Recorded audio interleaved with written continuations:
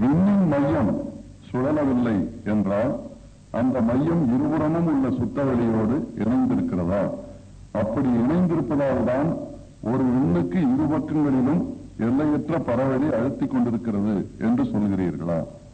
ஆமா, அது அழுத்திக் கொண்டிருக்கிறதுல பக்கவாட்டு அழுத்தம். அத கருமையத்தை, அதாவது அந்த மையப்புள்ளிய கொஞ்சம் கொஞ்சமா அதிகரிக்கிறது. ஏன்னா இந்த பக்கமும் அழுத்தது, அந்த பக்கம் அழுத்தது, எங்க போகும்? அங்கேதான் பெரிய கூடுமான வரையில. ஆனா முழுவதுமான அழுத்தம் அது சோழ வைக்கிறது. இன்னொரு நுட்பம் இங்க என்னன்னா, இந்த புறமும் எல்லையற்ற அழுத்தம், அந்த புறமும் எல்லையற்ற அழுத்தம். மையத்திலேயோ சிறு அளவு.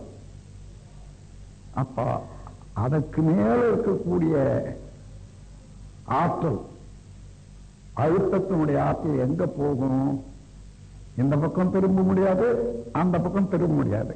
அதனால அந்த பரமாணுவிய விண்ணிலேயே இருந்து பெரிபரல், அதாவது வெளியேறு சக்தியாக மாறுது பாருங்க. அதான் ரிப்பல்சிவ் ஃபோர்ஸ்.